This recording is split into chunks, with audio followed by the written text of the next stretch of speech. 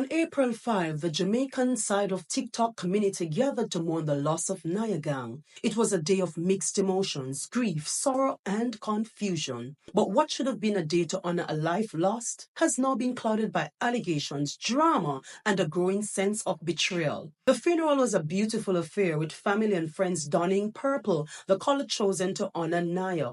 However, behind the scenes, a shocking situation unfolded that no one could have predicted. Sources reveal that prior to the service, the funeral home refused to release Niah's body due to an outstanding balance, allegedly between $700,000 to $900,000. It took someone in attendance at the funeral to step in and use their card to pay the balance, just so the funeral could proceed. Everyone was in complete shock. It is said that Cpr, the man who positioned himself as Reniah's godfather and a close friend of Niah's, had taken charge of the funeral arrangements. However, what many didn't know was that his role as a so-called funeral planner had deeper, more troubling complications. Cpr had profiled himself as a dear friend to Niah and took on the role of funeral planner. He collected large sums of money for the arrangements, but now allegations are surfacing.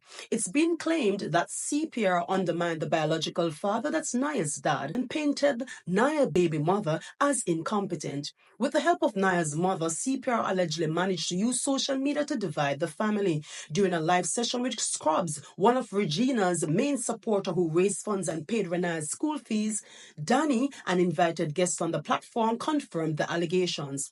Danny was one of CPR's main gifter who has pumped a lot of money into funeral arrangements. She came with bills and receipts, revealing that the funeral balance had gone unpaid.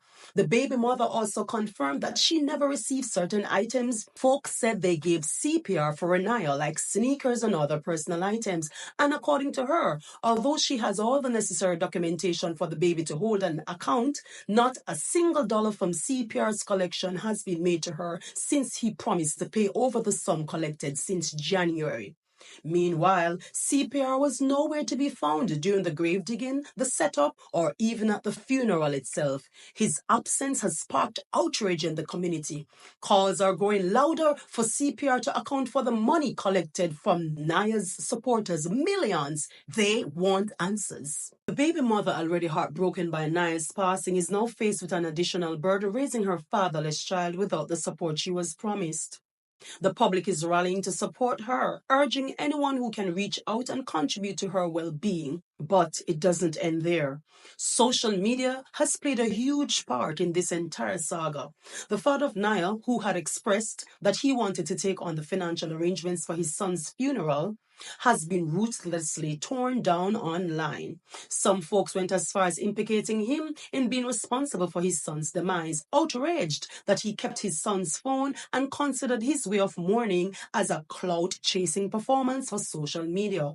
Other false claims have been spread, including one suggesting that CPR was the godfather of the child, with some even going as far as to say that he should take the child and raise Reniah.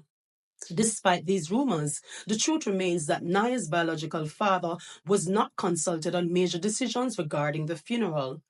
There was a point in time where it was implied that he was not allowed at the funeral, and now both he and Niah's baby mother are left to pick up the pieces of a broken situation. Folks are now side-eyeing the mother of Niah as someone who sings CPR's praises because of the financial perks and is now condemning her for siding with CPR and undermining the biological father's role in his son's burial.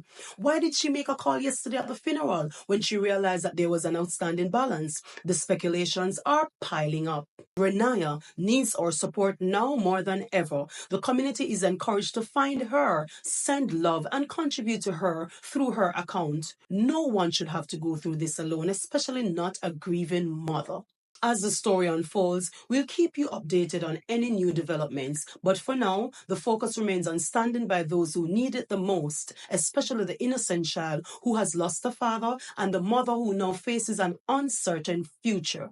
Keep Reniah in your thoughts and stand up for what's right. Let me hear you drop your 2 cents down below, but be careful, CPR cannot be trusted with money, apparently.